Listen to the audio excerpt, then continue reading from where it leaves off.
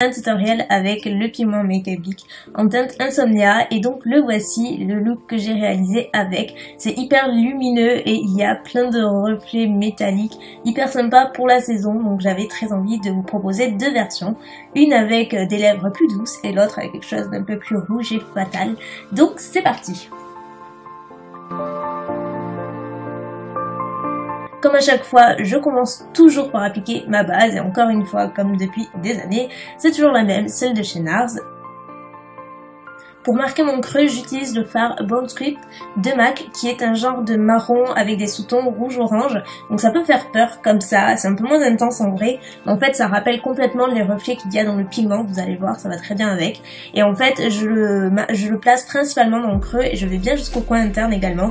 Ça va permettre d'arrondir l'œil un petit peu et d'apporter vraiment cette définition qui est super importante à ce make-up. Après avoir estampé les bords, je rajoute le fard Wedge qui est un marron beaucoup plus clair et froid et totalement mat que je place sur les bords de Born Script. Ainsi ça va permettre de mieux estomper le fard et d'apporter un très léger dégradé. Si vous possédez le fard Club de MAC, sachez que c'est exactement la même teinte que le pigment que je vais appliquer par la suite. C'est pour cette raison que je l'applique en premier lieu, qui va me servir en fait de base.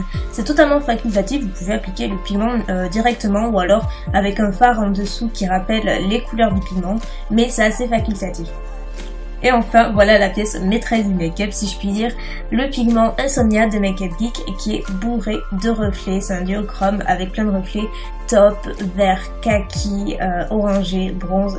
Bref, il y a de tout, il est canon. Donc je l'applique avec un pinceau synthétique préalablement humidifié avec le Fix Plus et je l'applique en plusieurs couches. Donc une première fois, ensuite je viens estomper légèrement les bords. Il est très facile à estomper sans faire de trou quoi que ce soit. Il est super facile à utiliser et je rapplique une deuxième couche petit à petit et je travaille ainsi. Je retire le scotch que j'ai placé au tout début du maquillage, j'ai oublié de le préciser et ça permet d'éviter un petit peu les chutes et d'avoir quelque chose de plus clean. Et ensuite je passe une lingette pour enlever un petit peu les chutes qui se sont éparpillées. Donc je fais mon teint après parce qu'avec un pigment c'est juste l'horreur sinon.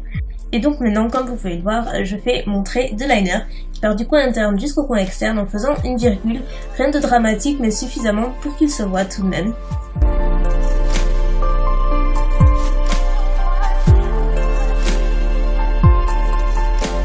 J'applique ensuite mes faux cils, ce sont les Wispy de Ardell. Une fois que la colle est sèche, j'applique un crayon noir en dessous de la muqueuse supérieure pour cacher un petit peu la peau qui est peut-être apparente et qui n'est pas toujours esthétique. Et bien sûr, pour cacher un petit peu la colle qui peut être une nouvelle fois apparente, j'applique une nouvelle fois un peu de liner par-dessus.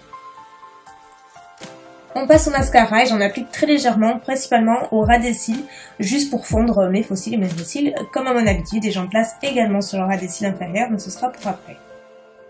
Et hop, un tour de magie, ou presque, et mon teint est fait.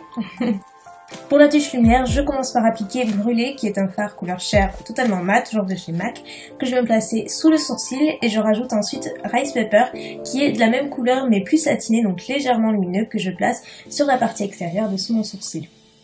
Ensuite, on passe au ras des cils inférieur et donc là, j'applique le fard Born Script que j'ai appliqué dans le creux en tout premier, si vous vous souvenez. Et donc là, je vais bien appliquer tout le long du ras des cils inférieur et je vais bien l'estomper.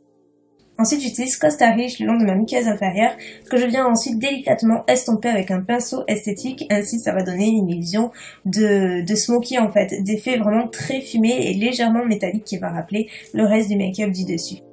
Et j'assombris un petit peu le coin externe parce que c'est important pour ce genre de make-up selon moi avec le fard Embark que je place juste sur le coin externe, très légèrement.